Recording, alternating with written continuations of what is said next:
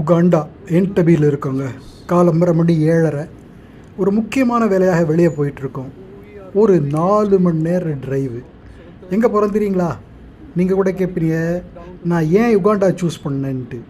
அதோட முக்கியமான ஒரு இடம், அதை பார்க்க தாங்க போயிட்டுருக்கோம். எங்கே தெரியுங்களா? த ஈக்வேட்டர் வில்லேஜ்.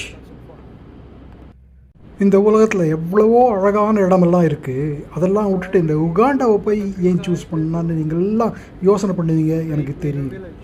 நான் உலகத்தில் பல இடத்துக்கு போயிட்டேன், நிறைய நாடுகளை சுற்றிட்டேன்.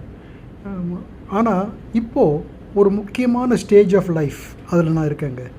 எனக்கு இப்போது வயசு 70 தாண்ட போகுது. இன்னும் என்னோடய ஆக்டிவ் லைஃப் இன்னும் கொஞ்ச நாள் தான் இருக்குன்னு எதிர்பார்க்குறேன்.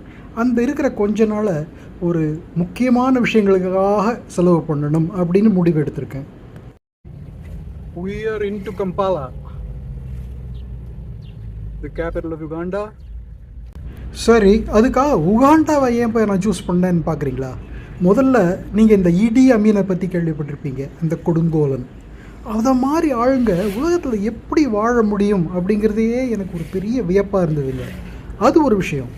அதை தவிர இன்னொன்று, உங்களுக்கு இந்த பூமத்திய ரேகையை பற்றி தெரியும். அது நம்ம உலகத்தையே வடக்கு தெற்கு அப்படின்னு 2ஆக பிரிக்குது. அந்த வடக்கு தெற்கு பிரிக்கிற இடத்துல நின்று ஒரு காலை வடக்குலேயும் ஒரு காலையை தெற்குலேயும் வச்சு நிற்க முடியுமா அப்படின்னு யோசனை பண்ண உகாண்டா கிடச்சிதுங்க.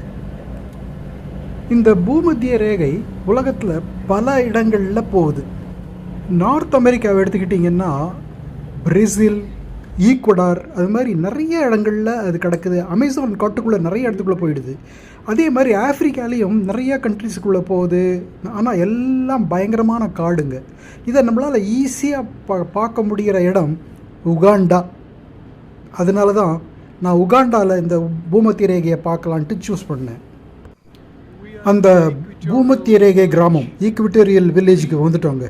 இங்கே தான் அந்த பூமத்திய ரேகை கிடக்குது அப்படின்னு சொல்கிறாங்க.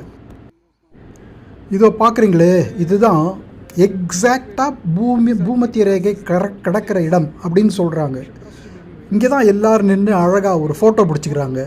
அவங்க சொல்கிறாங்க, அதை நம்ம நம்ப வேண்டியதானுங்களே. ஆனால் நம்மளால் அவ்வளோ சீக்கிரமாக நம்பிட முடியுமா? இங்கே வரத்துக்கு முன்னால் இன்டர்நெட்டில் பயங்கரமாக ரிசர்ச் பண்ணேங்க.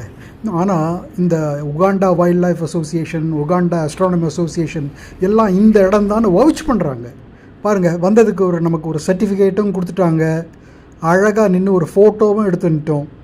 Well done.